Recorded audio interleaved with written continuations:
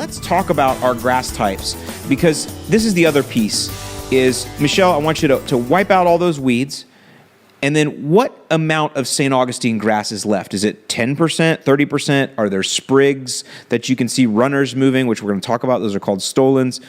What is there? What is left?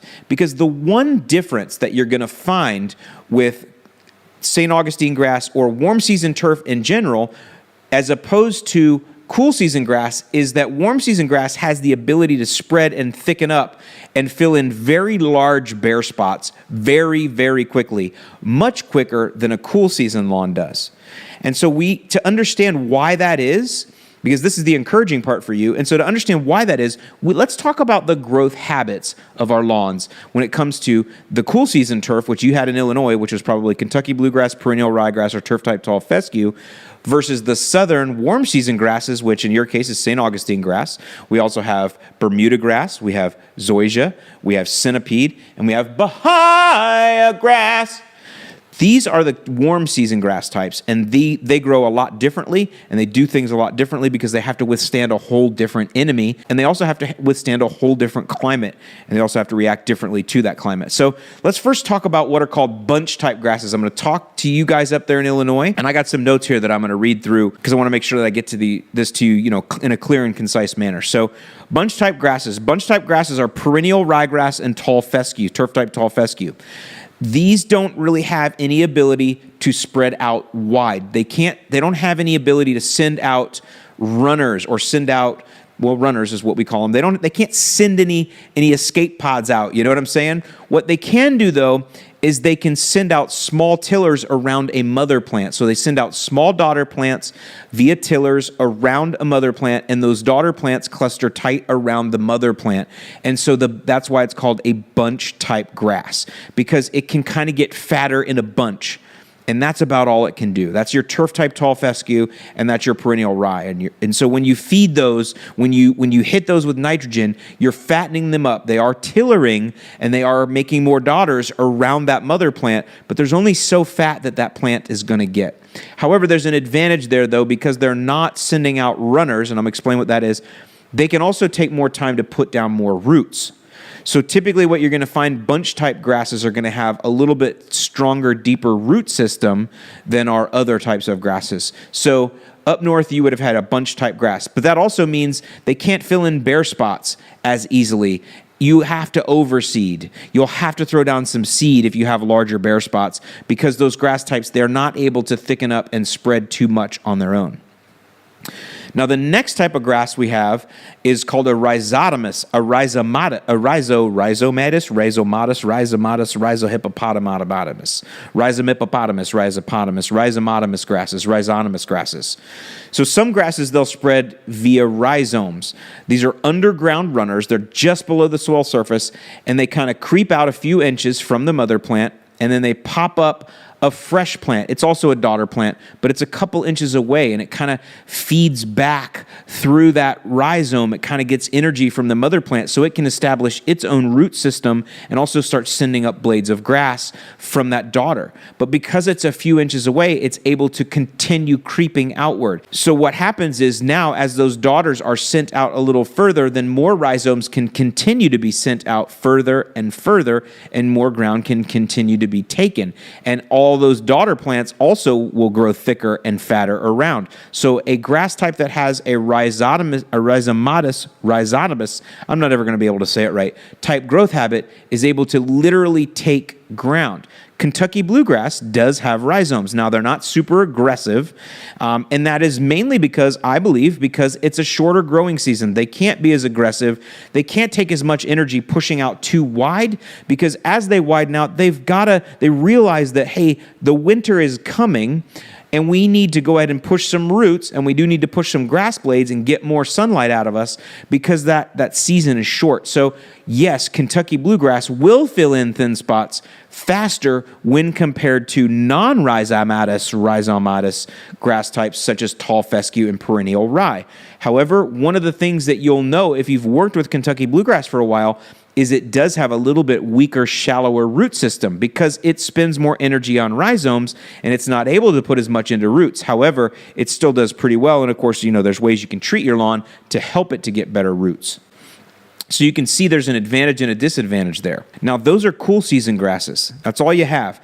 By the way, there is one that runs by stolons, which we'll talk about later. It's called creeping bentgrass, and that's actually considered a weed to many of you. And you've noticed it'll overtake your lawn really hard because it runs really fast. We'll talk about stolons in a minute.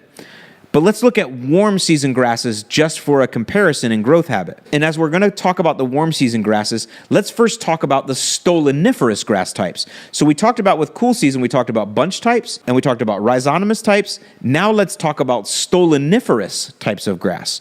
So those are St. Augustine, Centipede, and Bahia grass. They actually spread through stolons. So stolons, think of them as very similar to rhizomes, but instead of creeping underground, they creep above ground. Because of that, those stolons are a little crunchier, they're a little beefier, they're a little harder because they have to be above ground. They're going to get beat on by the sun. They are going to get beat on by foot traffic. So they're going to march and they're going to be thicker and more stout, and they're going to creep across the top of the ground. And every few inches, a stolon has what's called a node, and a node will push down roots and push up grass blades and keep on going and keep on marching and keep on creeping and keep on adding nodes. And in fact, if you've ever looked, if you have St. Augustine grass or Centipede, Bahia not so much, but if you have either one of those two, you will look after you edge your lawn during the rainy season, you'll have fresh stolons pushing out over into the sidewalk that'll grow 2 to 3 inches in a week. That is that grass moving. That is how St. Augustine and Centipede move. Now, St. Augustine moves faster than Centipede. Centipede moves faster than Bahia. So for sure, when it comes to the stoloniferous grass types, St. Augustine is the most aggressive and will move the fastest. And that's why it pertains to Michelle from our earlier question, because you can get that growth of 2 to 3 inches a week from the existing mother plants and from the existing nodes that are from the existing stolons that are already moving out and pushing nodes. I've showed you guys in videos before that St. Augustine grass, I've seen it creep over bushes. I've had pulled stolons out from bushes on the side of my lawn that I ignored for literally 6 months, and these stolons were 10 feet long, crawling over top of the bushes. Now, as you do frequent mowing, you're encouraging those to grow tighter and knit in tighter and thicker, but they will continue to creep and take ground, the stoloniferous grass types, and that's what Michelle has. So if you live in the South and you have one of those stoloniferous grass types and it isn't dormant right now, that's why you continue feeding, slow feeding, a half pound to 3/4 pound of nitrogen every 4 to 5 weeks. You want to continue encouraging that grass, even though our days are shorter, we don't have as much sunlight, and we have cooler temperatures, it will still continue to move those stolons and push those stolons and continue to thicken up year round. As you ramp into the rainy season, when it gets warmer, that's when St. Augustine, the stoloniferous grass types, will really start to gain ground. Now, one other thing I'll give you here as a quick tip is that Centipede and Palmetto St. Augustine will play very nicely together. So those are two that if you need to work those in together, any of you listening, you can get those. Now, we're going to talk a little bit more at the end of the podcast here about grass seed and grass plugs and how those play into these grass types and these different ways of growth, of these growth habits. But I want to mention just 2 more grass types here because these are what I call the alpha grass types, and these are warm season grass types. They're rhizomatous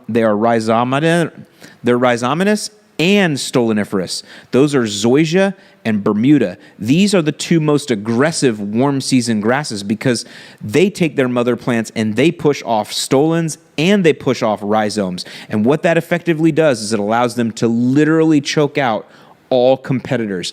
I've got some Zoysia on the side of my lawn over here. It's Empire Zoysia. And I can tell you right now, I have torpedo grass invading everywhere else in my lawn. The Zoysia has kept the torpedo grass choked out. Now, there is some there. I'm not saying it's killed it out completely, but it is not gaining any ground. And as long as I keep up with my frequent mowing, that Zoysia continues to knit tighter and tighter and tighter, and it is literally choking that torpedo grass. It is also choking out the Bermudagrass. I don't see Bermudagrass. There's some there. I know it is, but it's able to mask it. It's able to keep it at bay. The other one was spurge. Some spurge would come in, and I would see it would be choked out. So I'm just these grass types that can grow with both.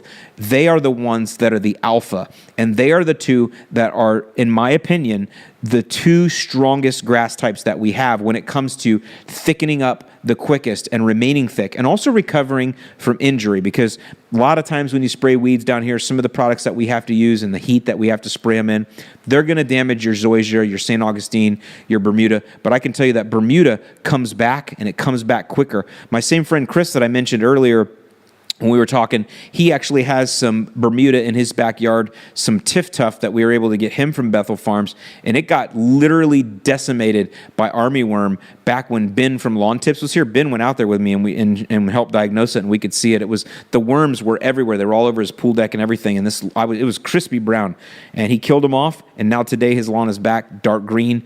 That Bermuda just rages back. It just, the more you hurt it, the more angry it gets and the stronger it becomes, and it just rages back. So the Zoysia does the same thing, even though it's a little bit of a slower grower. It's a little bit of a slower starter. Zoysia will do the same thing once you get it established and get it moving, and you tend to it. So that's something to think about when it comes to that, and how our grass types grow and how they spread and how our seasons affect that. So down here with Michelle, she's got St. Augustine grass. Take advantage of those super strong stolons and continue pushing it.